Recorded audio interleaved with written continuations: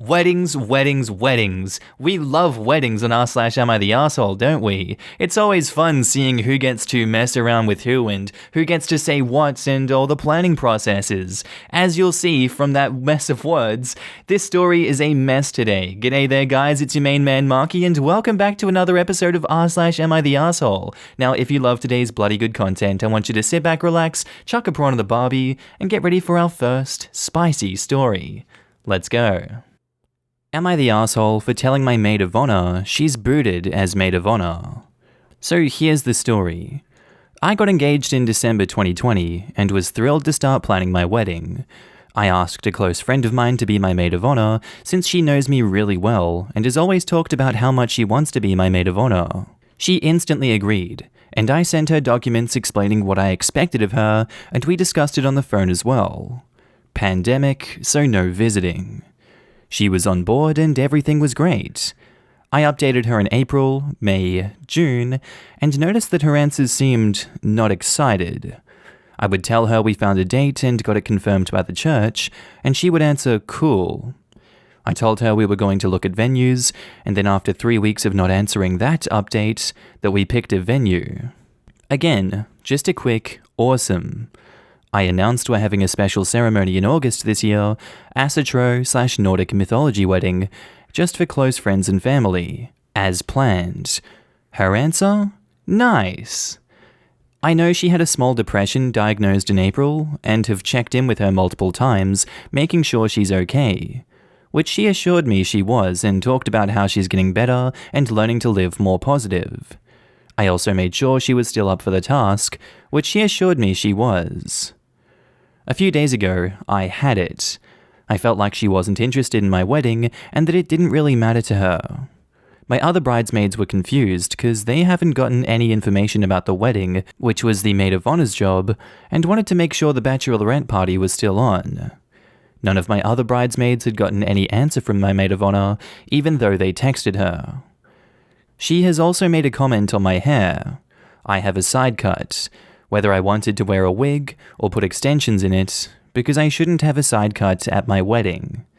And when it came to dress shopping, she didn't call my best friend who was in quarantine and video the event, even though I told her I would like that. So I asked her, plain and simple, if she still wanted to be maid of honor, because I didn't get the feeling that she wanted to. She started getting mad and told me I can't expect her to know what's going on and what to do when I haven't told her what to do. Even though I had. My husband asked me if she's ever read anything I've ever sent to her, and I realized she hasn't, not even before becoming my maid of honor. So I told her that, while she was still welcome as a guest, I had to pick another maid of honor. It's a huge part with plenty of things to do, so I need a maid of honor to help and guide me. That's when she flipped and told me she wasn't coming. So I don't know. Am I slowly becoming a bridezilla? Or in other words, am I the asshole? OP has offered the following explanation for why they think they might be the asshole. I think maybe I went overboard and expected too much of her, knowing she had a small depression. Now in the comments, you're the asshole. Wait, you expect the maid of honor to communicate and set up things with your bridal party? What? The only job of the maid of honor is to help arrange the bachelorette party and give a toast at your wedding. It is your job to arrange bridesmaids' dresses, bridesmaids attending Zoom call wedding fittings, etc. She's not your employee, assistant, or wedding planner. She is your maid of honor. Also, if being your maid of honor requires written instructions, you're officially a bridezilla who expects way too much of your maid of honor. But OP is not American, and her culture has different requirements of the maid of honor, as stated in several of her comments and her edits prior to me trying to assist. OP clarified that her maid of honor asked for written instructions because in OP's culture, the maid of honor is expected to do a lot more. She gets compensated for that. They buy for her the maid of honor dress and they give her 1/10 of their wedding budget as a gift. So they would have given her over $1,000 after the wedding as a gift. It's a lot more like a job in that sense. But even in America, I would expect the maid of honor to show excitement for the wedding and be involved as much as they can in the wedding planning, etc. It's not strange at all to expect that. Not the asshole. You provided a list of what you would want her to do, and she agreed but didn't pull through. That was thoughtful to give her a list of what you would expect from her. Most brides don't even do that. Just a tip, instead of relegating those things to others, it's always easier and guaranteed to be done if you take care of it yourself. I still don't think you should have kicked her out of the wedding, maybe made her a normal bridesmaid. Resigning her to being a guest, I'm sure, was a big slap in the face. I hope you can save your friendship, and best of luck. And OP replies, well, seeing as I'm actually fighting PTSD, I wouldn't call myself blessed. I've updated my text with a list of how I handled her diagnoses because I can see that I didn't go into enough detail. I just didn't want to explain more about her mental health in public. Where I'm from, we call depressions that don't need medication that. It's a small depression, when it can be resolved without medicine and only with therapy. And not the asshole. There seems to be a misunderstanding regarding OP's post. In American weddings, the maid of honor has a role as you described. However, not everyone on Reddit, including OP, is American, and therefore a person's role in a wedding might differ depending on culture. In OP's culture and country, the maid of honor has a more extensive role, being the coordinator and in charge of the bridal party. Since the maid of honor was not a part of the same culture, she asked OP for a list of things that she would be in charge of, and OP gave it to her. In this culture, the bride is not allowed to know certain things about the bridal party because it is supposed to be a surprise. The maid of honor knew about this and received and accepted the terms of the list. I'm not a part of the Asatro culture that OP describes, but in my country, maid of honor also has a bit more to do than planning the bachelorette and holding the bouquet. She's usually helping the bride in picking out the wedding dresses, bridal dresses, hair and makeup, organizes the bachelorette, as well as acts like a sounding board for other aspects of the wedding. And OP replies, yes, thank you. I tried describing it to people, but it's difficult. The maid of honor also gets a small amount of money and has to be an unmarried woman. The money she gets is supposed to be a start for her wedding in our culture. And the maid of honor is also a bit more decorated, to show off her not married status to other guests, so she can find a partner at the wedding if she wants to.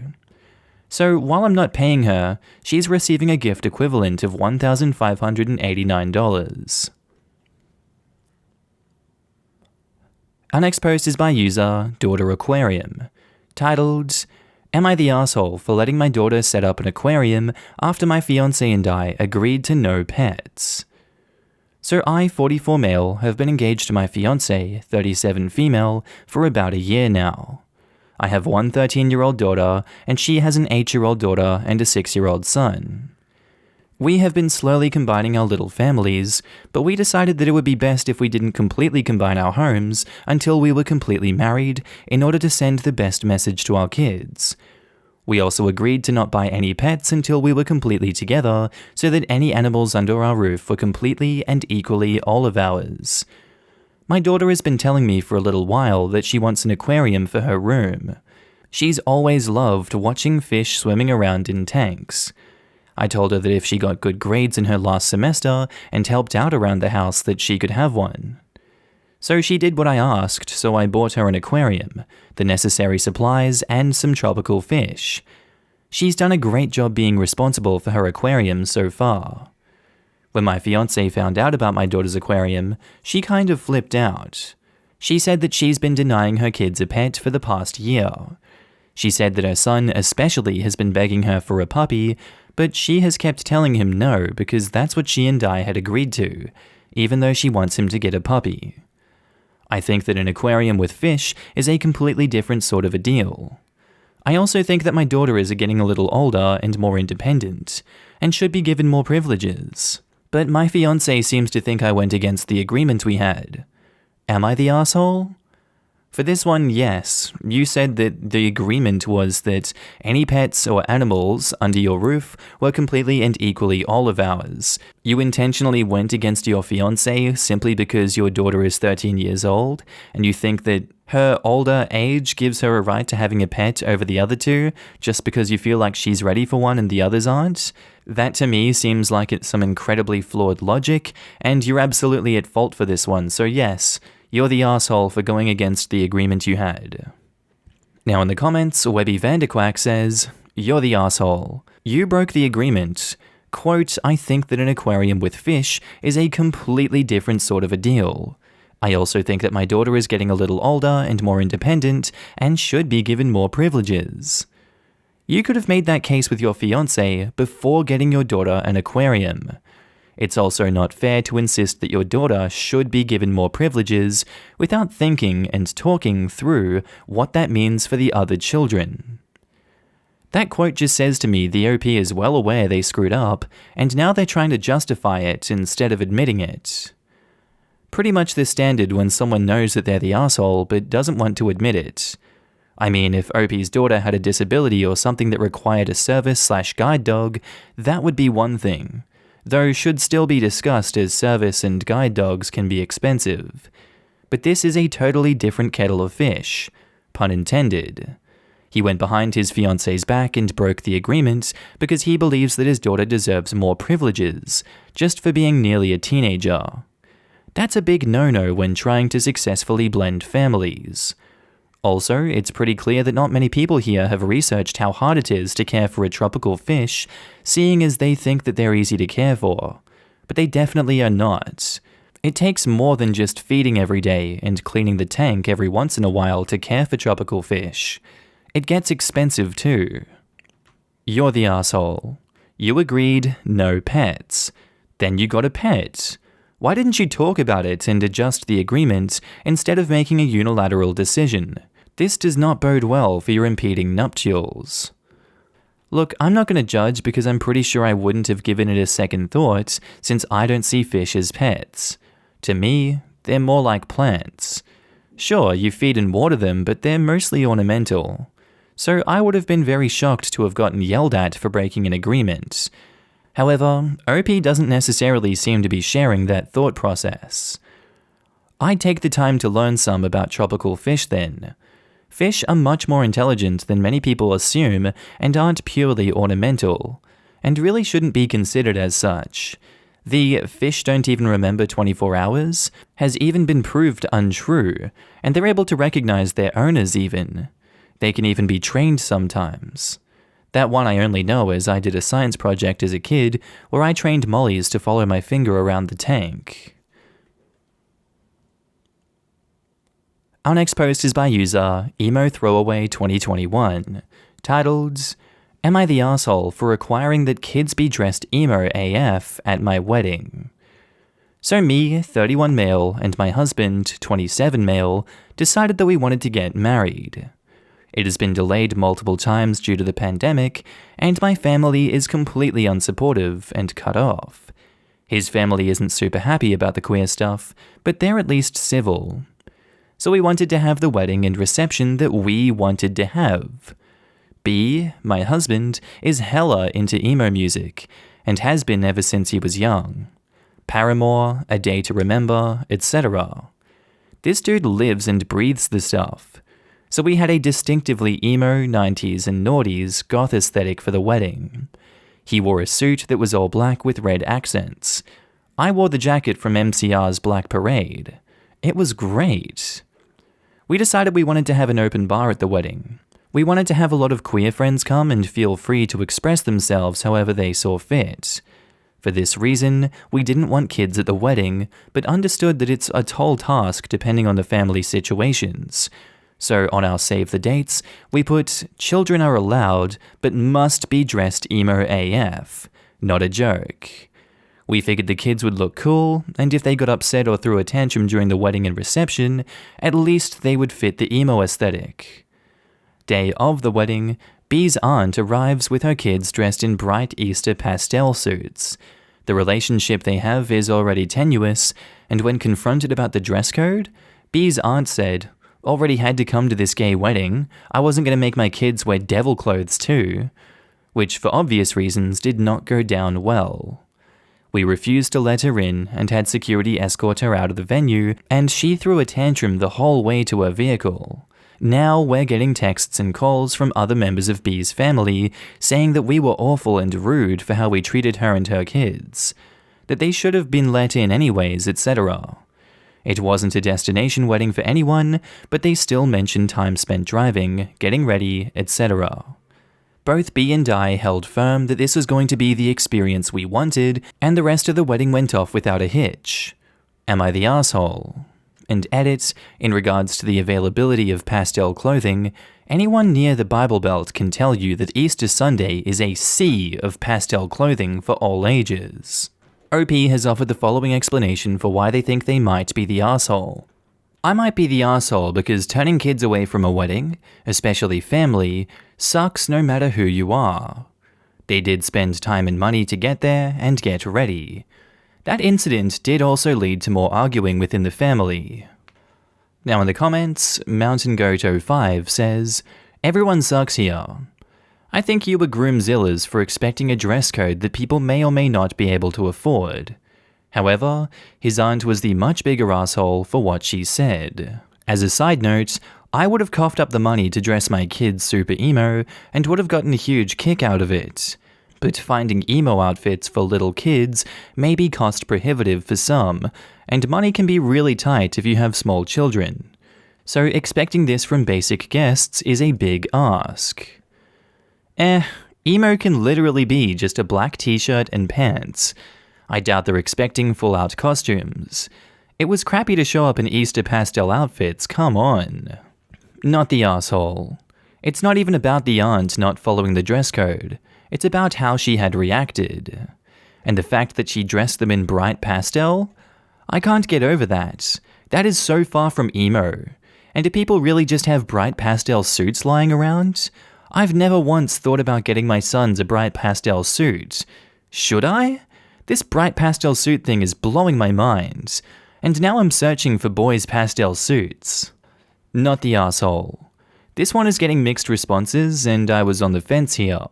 Enforcing a dress code for kids at a wedding seems really petty, but 1. They brought kids when they knew you didn't really want them. 2. They actually went out of their way to do the exact opposite of what you asked. And 3. Their reason was homophobia and some devil clothes nonsense. So that's 3 strikes in my opinion. I would have said you're the asshole if they were otherwise nice people, but they were actually trying to piss in your Cheerios with this. Going forward, I would just not invite people like that to anything, family or not.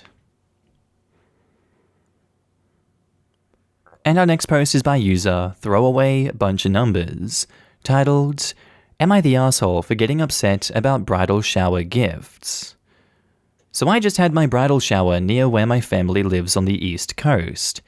My fiancé and I live all the way in California, and prior to my bridal shower, requested that any gift purchase, with the exception of cash, be sent to our address in California.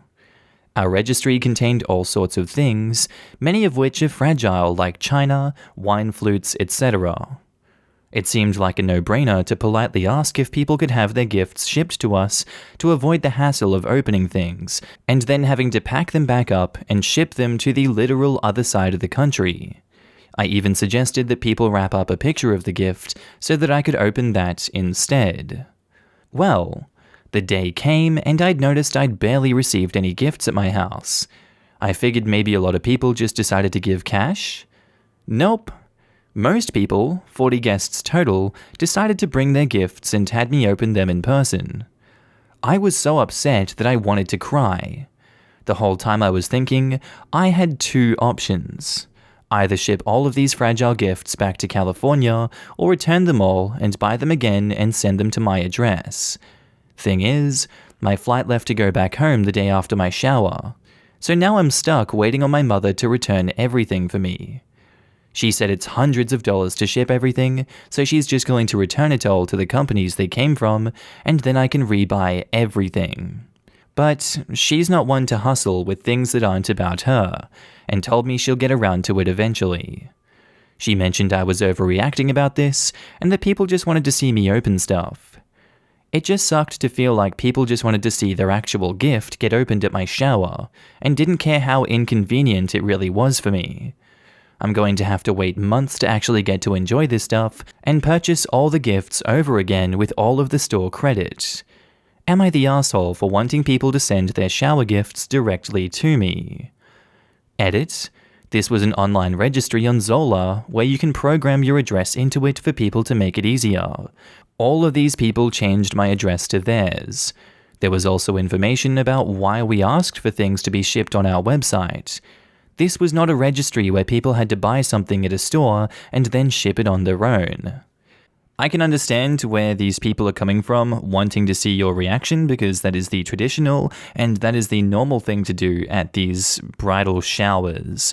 I do think that you told them to do one thing, they ignored that, they changed the address and they went out of their way to do another thing because they wanted to get that reaction from you. That's totally fine and normal under normal circumstances, but you requested one thing, they did another, that inherently makes them the assholes in this situation. It doesn't matter if it is normal or not, you requested something and they went out of their way to not do what you asked. Sorry I've repeated that for the third time now, but it just annoys me a lot. Not the asshole OP. Now in the comments, Xylophobian says, not the asshole. You specifically requested things due to the special circumstances, and most people paid you no mind.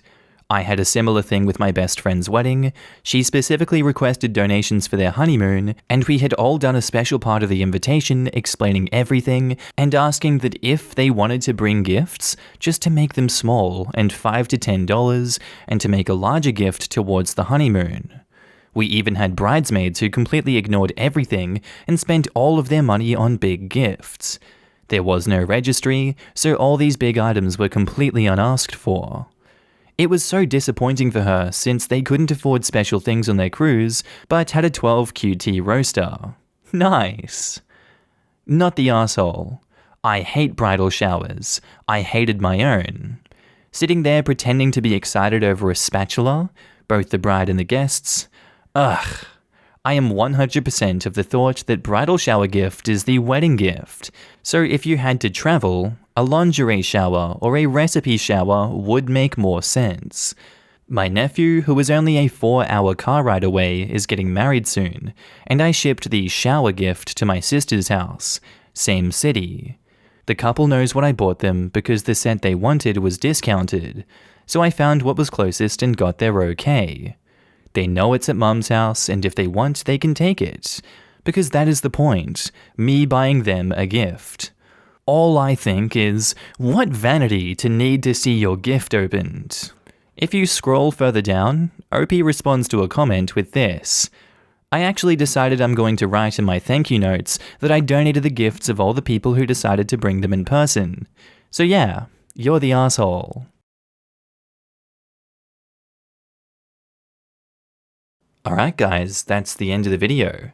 Friendly reminder that I'm now posting daily on my second channel, Markee 2. If you want to laugh at memes with me, link is down in the description below. On phone, you just click that little arrow underneath the video. I also want to say thank you to all my channel members and Patreon subscribers. Your names are currently floating down the screen here, and I love to see all of you guys. Thank you for joining me on this journey. Thank you for supporting me. I really appreciate it. If you see yourself on screen, I want you to give yourself a big pat on the back for being amazing as always, and thank you for supporting me again. I do hope that you guys have a good day, night, sleep, whatever it is you're up to. I'll see you in the next video. Bye.